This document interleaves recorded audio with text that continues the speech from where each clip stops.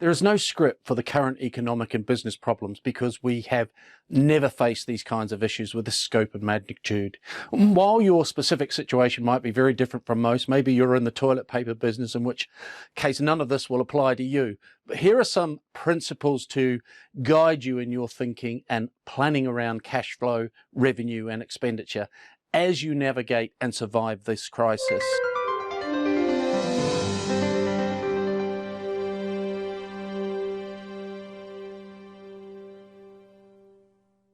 We are in a losses avoided climate, and that means break even and cash neutral are gold medals. While I believe we should plan for the worst case scenario projections, I found that the most valuable projection is based on a slightly pessimistic version of what you think probably realistic. Then have some triggers and milestones that cause additional adjustments or cuts to expenditures if required. The key is a plan that is flexible and can be adjusted to accommodate revenue or cash flow surprises. Knowing what adjustments are required if it turns out revenue or cash flow is off by 20% is critical to a realistic and flexible plan. When bad things happen, the speed, accuracy and clarity of your response is vital. So 1, start with preparing and using a rolling 13-week cash forecast. This one tool is possibly the most important one you can master to maximize the likelihood of survival. If you need more information on a rolling 13-week cash forecast and how to prepare one, go to my website and download the 13-week cash flow forecasting tool. Secondly, work out a detailed specific plan on expenses considering your current cash balances, cash flow and realistic anticipated revenue. The goal is to make the decisions to get to cash neutral as quickly as possible. While there are always a few exceptions to every rule during a crisis, a business goal is not wealth creation, but rather loss avoidance.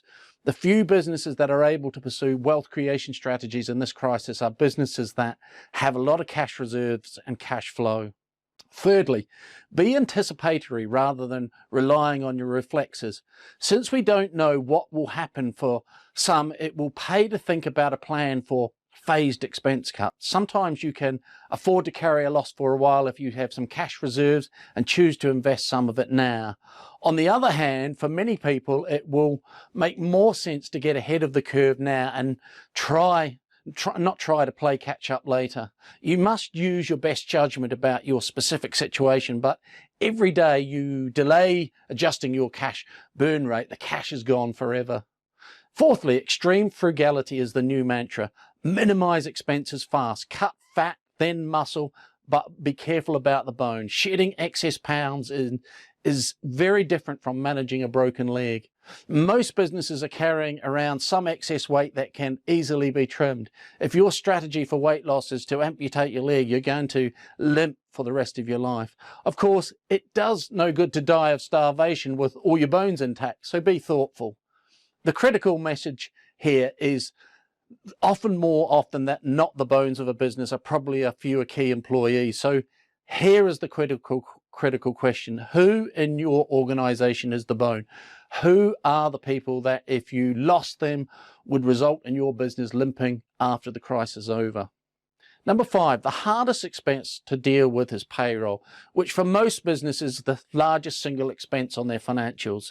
The usual temptation is to imagine life after the crisis and the recovery begins and to staff to that mythical level. The other impulse is to fund everyone as long as possible or do across the board 25% reduction in wages.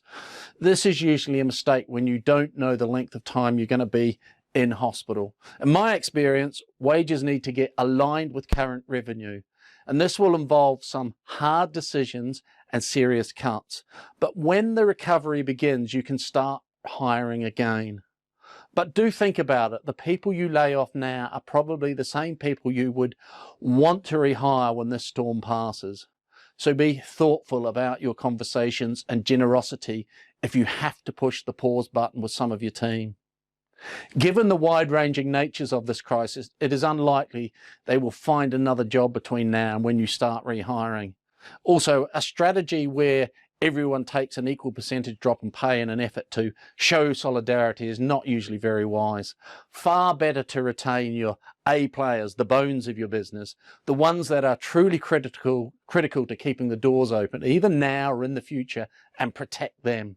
The payroll cuts of 20 or 30% should be reserved for your weak or non-critical team members. The question you must keep asking yourself is not how do we maintain a workforce, but rather how do we survive? During bad times, break even is a win. Number 6, during a crisis, it's never just the business that needs some serious fat trimming. Most business owners have been overeating as well. In fact, it is not uncommon for business owners to eat regardless of whether or not there is enough food for the business. And it doesn't take a top MBA to understand that starving your business so you can afford your lifestyle is a prescription for a pretty sick business. Cut personal expenses as much as possible. Be aggressive with this and start now.